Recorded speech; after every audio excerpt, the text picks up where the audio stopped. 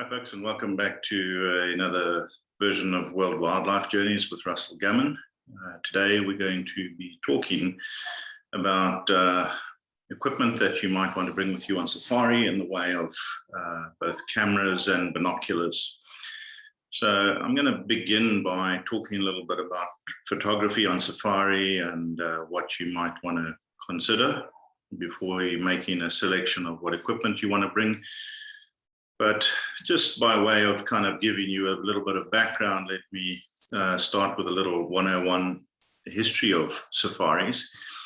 Safaris started off very much being about hunting animals, and was really only in the 1930s when George Eastman, who owned the Eastman Kodak Company, bought a bunch of film and still cameras on safari with him, that it opened the door to kind of a different way of coming on safari, that you could come on safari and without necessarily hunting all of these animals, just take pleasure out of finding them and taking photos of them and watching them in their natural habitat. So the safari industry that we've inherited today is roughly divided into two different groups. We call them consumptive safaris, which is traditional hunting safaris, and the non-consumptive side of the industry, which has generically been described as photographic safaris. And that's the reason why I'm kind of starting with this little history lesson, because I very much would like to encourage you to take that name in its historical context. Because you've booked a photographic safari, you should not feel obliged to go out and take up the hobby of photography. I spent the first 20 years of my career as a guide never having touched a camera, mainly because I just couldn't afford the developing costs. And there is certainly plenty to do on safari without busying yourself taking a whole bunch of photographs. In point of fact, I say to people, if photography is your hobby, by all means, come and practice it in Africa. You'll have a wonderful time. Otherwise, if you just bring what I call a point and shoot, which is the kind of camera that every smartphone has today, just something that you can just capture a little image. This is a picture of, this is the cabin where I stayed. This is a picture of what the bathroom looks like. This is my guide standing beside the vehicle. These are the vehicles that we went on. So it's kind of if you just want to document your experience, so when you get home, you can show your friends and say, hey, this is what I experienced, this is what it's like, this is what the vehicles look like, and that sort of thing, then, a point and shoot camera by all means is a wonderful tool to bring with you to help you to keep that record. But it doesn't necessarily mean that you're going to come away with a incredible set of photographs of the animals that you see. So then if you're going to, consider bringing a camera with you, they basically fall into 4 different categories. So the point and shoot we've already discussed. That's just something that's just there to document your travels. Then next up from that, there is a version of that point and shoot camera that they now make with a zoom lens of varying different sizes. So in this class, in this category, I would encourage you to, if you're considering buying or borrowing one or hiring one, to ask the person who's selling it to you to show you the models that have the largest, what is called an optical zoom. In other words, the magnification that you're getting in your photographs is being provided by the actual optics of the lens, as opposed to something that the manufacturers refer to as a digital zoom. So what a digital zoom is like taking this picture that you've got of me here, and then digitally what the camera does is it just crops it down to this. But by doing that, you're kind of losing all of this information, and you're ending up with a very small collection of what we call pixels, the little photo sensors that are covering this particular area. So what it means is that if you're using a digital zoom to get a picture of my eyes, you're going to get a very degraded image, as opposed to being able to use a piece of glass to actually magnify that image and make it larger so that it's been recorded by all of these pixels in this space. So you want to rather err on the side of getting a digital zoom as, beg your pardon, an optical zoom as opposed to a digital zoom. So the digital zoom thing is really kind of it's nonsense. Like if you take this picture digitally, you can crop it to that using software when you get home. And all that the camera is doing is it's doing that in the camera. And what you're going to end up with is very small files, which is fine. If you're just going to share them on your phone or on Facebook, they'll be perfectly adequate for that. But they're not going to give you, really kind of National Geographic kind of images. To do that, you're better off erring on the side of getting an optical zoom. That's going to give you better quality photos. Next up, from the point and shoot with an optical zoom, you're into kind of two different classes of cameras. So the gold standard used to be a thing called a DSLR. And this stands for digital single lens reflex camera. And what that is if this hand of mine is a sensor and the light's coming from here, this camera has an angled mirror like this. And when you press the shutter, the mirror flicks up like that, allowing the image to be taken, and then the mirror drops down again. So the mirror is basically the shutter. And these are professional grade cameras. The advantage of this setup allows you to use interchangeable lenses. So you can put on a telephoto lens when you want to take a picture of something that's far away. You put a shorter lens on if you want a wide angle. So it is the professional's tool of choice.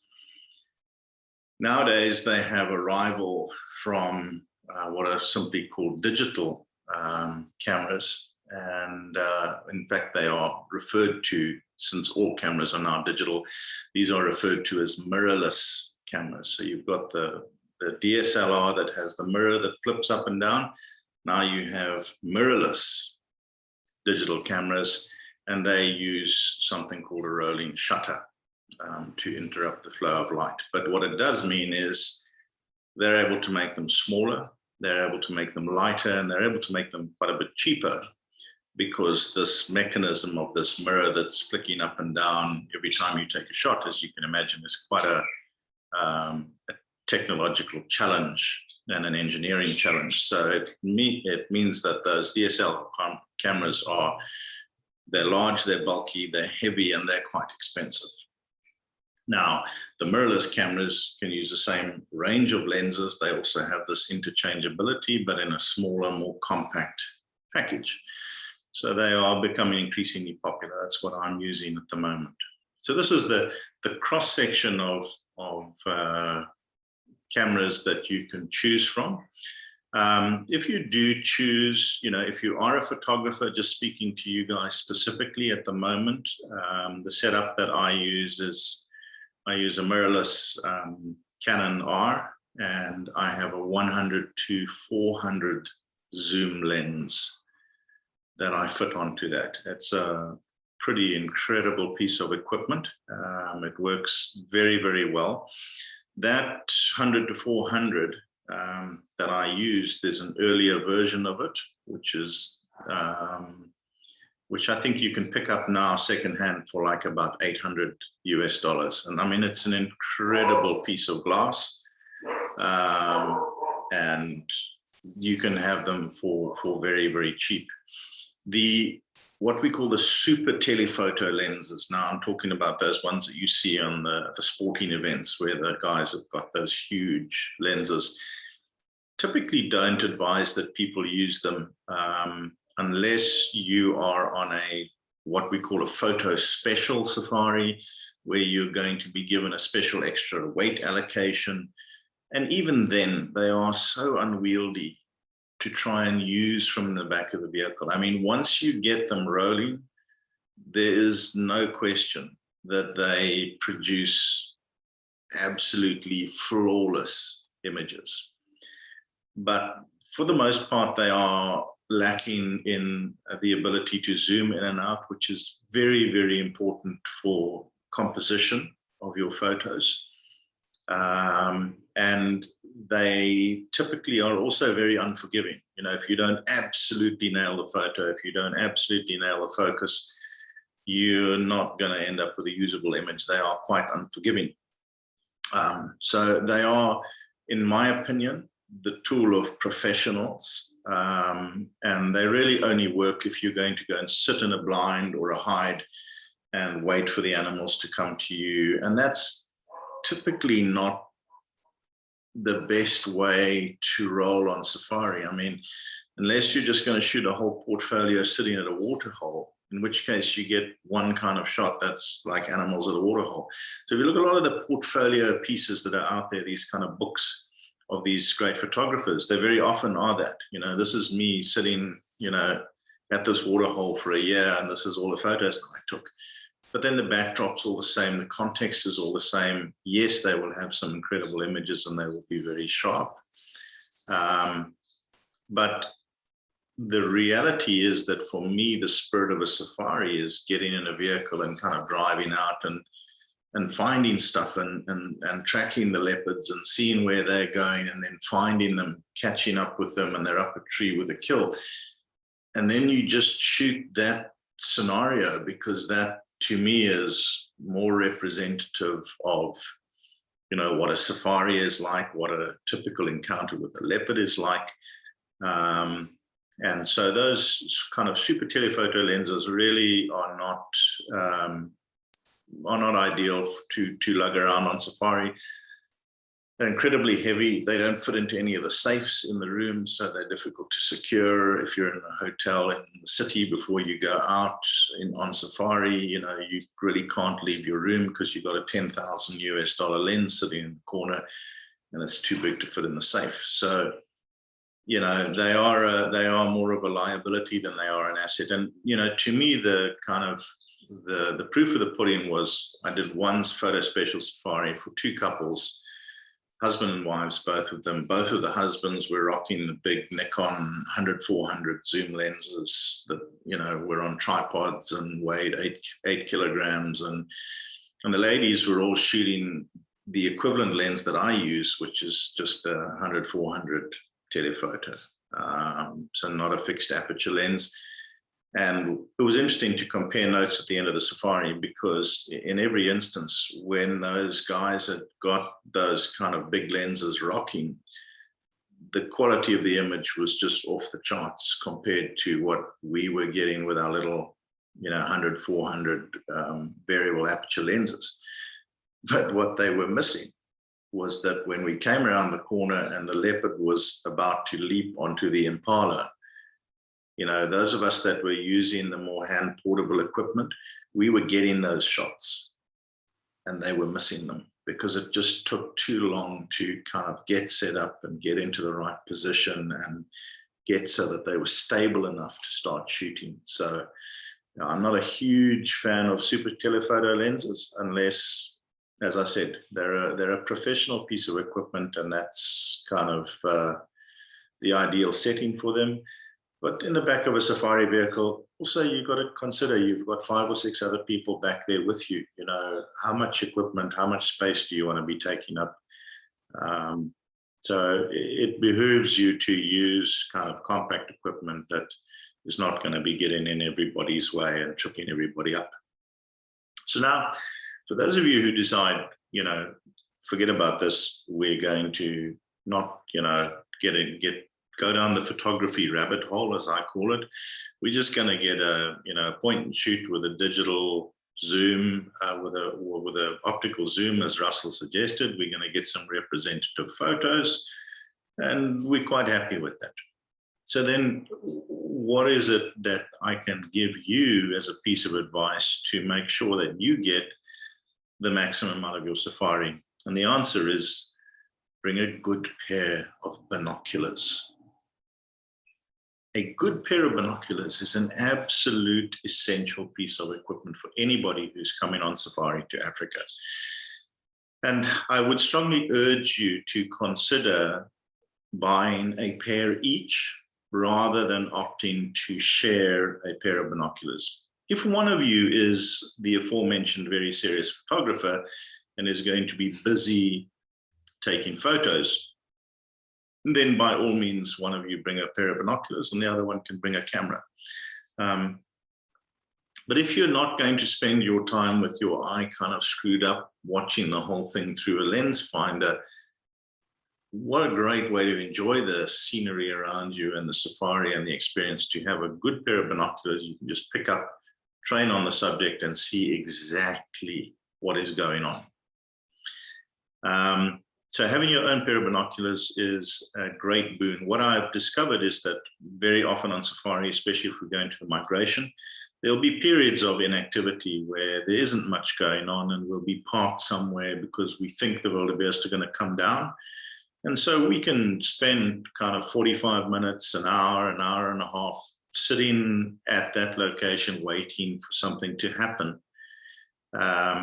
And if everybody's got a good pair of binoculars, what I've discovered is that people can quite easily sit and wait that period of time, because everybody will just be looking at various different things that are going on around you. Now, you can be sitting there and there's something going on in that bush over there with some birds.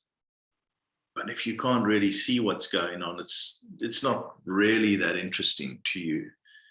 But if you've got a good pair of binoculars, you pick it up and suddenly, wow, there's this whole fight unfolding between these two birds over this. And then you realize, no, actually, it's not a fight.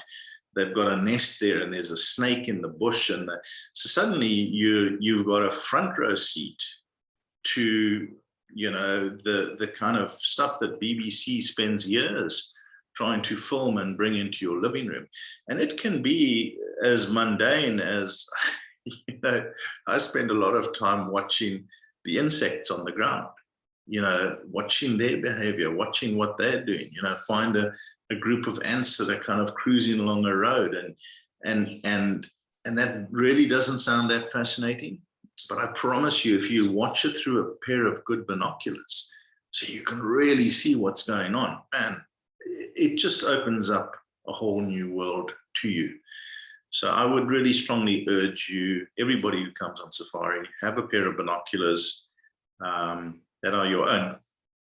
And that brings us to kind of, what is a pair of binoculars? What does it look like? What should you be looking for in buying a pair of binoculars? So mine are in for a pair at the moment. So I borrowed these just by way of demonstrating. You all know what a pair of binoculars look like. This is a pair of Bushnells that I've been loaned for the purpose of this thing.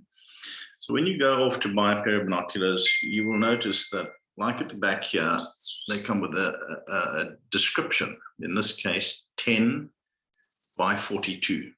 All right. So what do those numbers mean? Well, 10 is the power of magnification. So with the light coming in, the objective lens of the binoculars is going to be magnified by the optics 10 times before it comes out here. So if I'm looking at something in the distance, I'm actually going to be seeing it 10 times the size that it actually is. All right. And then the second number on the back there, 42. 42 describes the angle of view that I'm going to see out of this lens. So 42 is 42 degrees that you can see. So you will appreciate that this objective lens is letting in the light. So if we make this lens bigger, it's going to let in more light. And so the binoculars are going to function better in lower lights. Also, the field of view, as we call it, this number 42, also has a bearing on how easy it is to find things when you first raise the binoculars to your eyes. If you've got a field of view of 42, you're going to be able to find that object somewhere in that field of view. Some binoculars come with a field of view of 20, which is half. So it's kind of like looking down a pipe. Now, where is that thing? And it can be very frustrating if you're not experienced and you're not used to it. So the binoculars that are kind of 20s at the front end, 20 degrees, they are what we refer to as compact binoculars. So they're about half the size and weight of these binoculars. And as you would expect, they let in half the amount of light. They have half the field of view. Now, letting in the light's important because a lot of your game viewing is done in the early morning, the late evening. And so binoculars have this incredible ability to actually concentrate light. So you would think, okay, once the sun goes down, you put your binoculars away. No, keep them on you. Even during a night drive, they are phenomenal at amplifying the available light and helping you to see better. So they not only do they magnify the object, bring it closer and make it larger, but they also amplify the amount of available light and help your eye to function better in the early evening and the early morning. So if you are looking for those 20 binoculars, those ones with a 20-degree view at the front, you're going to struggle to find things. And they're not really going to be that functional at night. These are 42s, which is quite a wide field of view. They're a little bit on the heavy side to hang around your neck all day. So my personal favorite is to go for a 30. So a 30-degree view is the perfect sweet spot between the 20s, the compacts, and the 40 to 42s, which are the full-size binoculars. Some of them even go up as much as 50. But trust me, you do not want to spend the day with one of those hanging around your neck. It'll change the way that you walk. And the first number, coming back to that, the amount of magnification, 10, is actually quite a high number. And where you will see this is that it magnifies not only the object that you're looking at 10 times, but it also magnifies the shake 10 times. And I find that quite disconcerting. So I will prefer a power of magnification somewhere around about 7 or 8. So 10 is the absolute upper limit. Don't be tempted to go anything over 10. There are lots of newfangled binoculars coming out now with image stabilization and that sort of thing. You know, they're heavy, they're cumbersome, they're large, and they do sort of work. But honestly, get yourself a good pair of 7 or 8 by 30s, and you'll be absolutely fine. Now, in terms of brands of binoculars and what to buy, there is a huge cross-section available out there, and typically where optics is concerned, you get what you pay for. So I would always kind of say to you, look, quality is better than buying some cheap binoculars that, you know, if you drop them on the first day of your safari, they're going to quit working.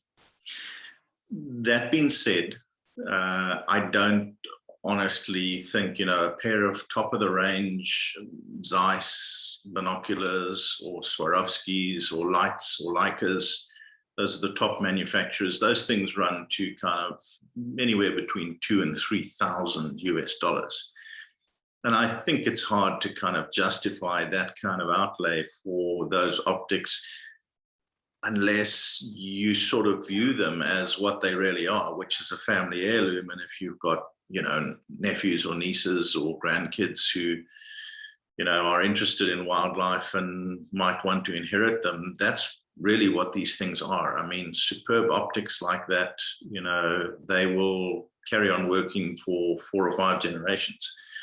But unfortunately, the world we live in doesn't really kind of value that anymore. Now, you can take advantage of that because you can find a really outstanding pair of binoculars. I mean, the reality of this is that optics has not changed. You know, the physical properties of light do not change over time. So they may change the style of the binoculars, and they may change the, you know, how they make them and the materials that they make them out of. The trend has been to make them lighter and lighter, so they now make them out of carbon fiber and all of this sort of nonsense. But the fundamental properties of light don't change, which means if you get an excellent pair of optics, it doesn't matter if it was made 50 years ago. Good optics is good optics. Good glass is good glass. The advances that they've made recently in kind of coatings of optics and stuff like that, yeah, it makes a bit of a difference. But 95%, 98% of your performance is still coming from good glass, good quality optics. So if you can find, I mean, I had a friend who I worked with a couple of years back who had a pair of Second World War Zeiss binoculars, and they were absolutely phenomenal. They were absolutely crystal clear. And, you know, they were old fashioned and they looked kind of funny. But man, when you pick them up to your eyes, phenomenal. So, you know, don't be shy of going through a place like eBay and looking for a pair of secondhand lights or Zeiss. You know, there's a lot of those binoculars to be had out there, because there are people who feel driven to upgrade and get the next greatest thing and the newest and the latest. And this one's a little bit chipped and a little bit kind of, you know, the outside's maybe a little bit scuffed. But I tell you what, if the optics are good, the optics are good, you know, and you can pick up, I mean, I've seen, you know, Zeiss binoculars going for kind of $200-300, you know, where a new pair are $3,000. Here's somebody selling a pair for $300 because it looks a bit old fashioned, and those things are absolute bargains. The second option that you have is, you know, below that tier of kind of marquee Zeiss, Swarovski lights and Leica. And I would, there's a kind of second tier of optics makers that are really good optics.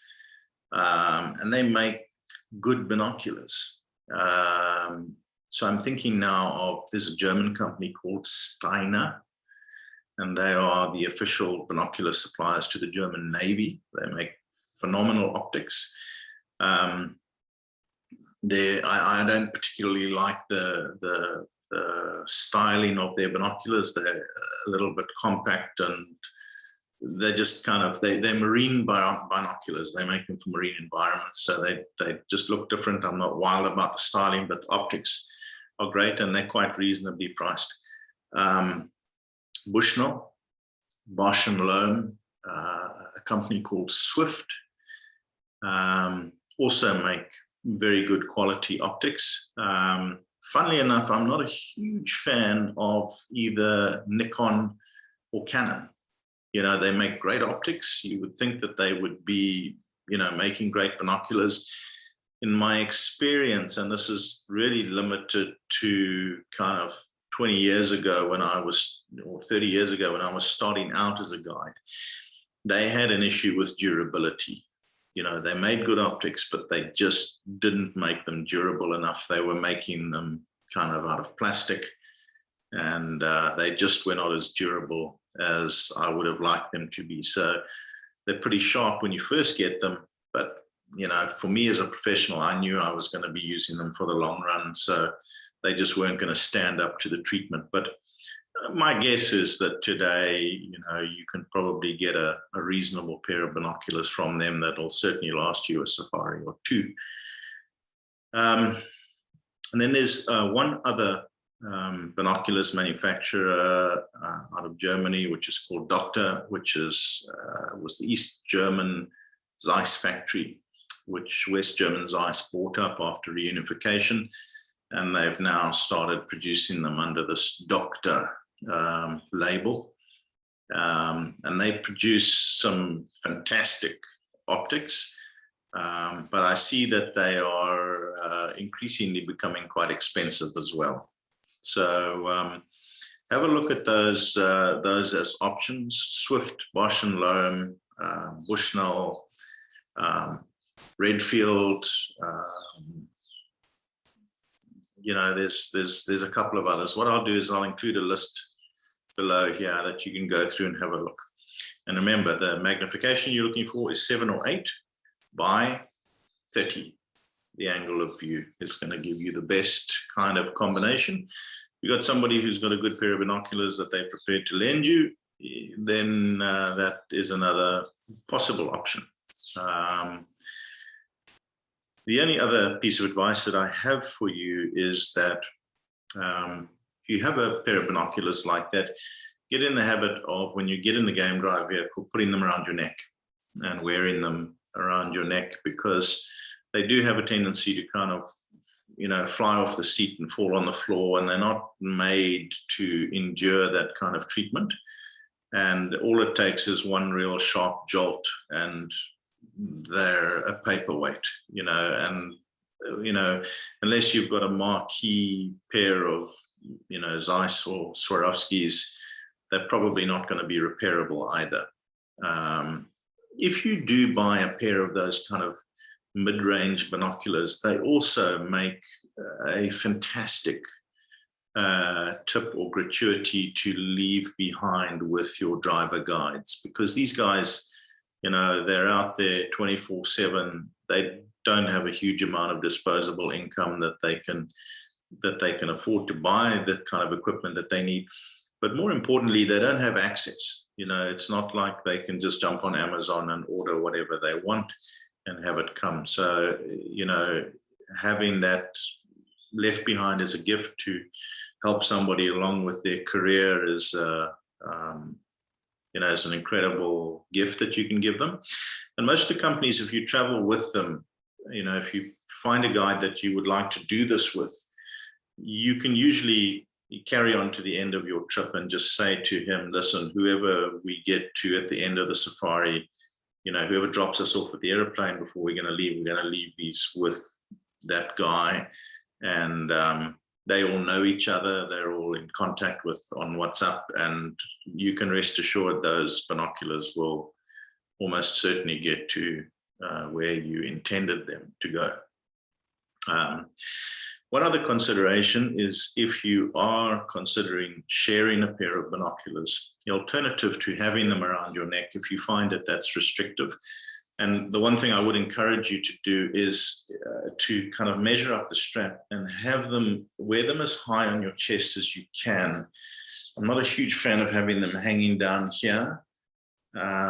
What I like to do is to measure the strap so that literally I've got enough space to raise them to my eyes, but that they sit as high on my chest as possible. Because if they're right down here, every time you lean forward, it's got that whole Tarzan effect where they fly around and they can hook on things, and it's just not and tendency as you climb out the vehicle, because they've got that long strap, they can swing and smack against the side of a bar or something like that, and then they're broken again. So if you wear them quite high up here on your chest.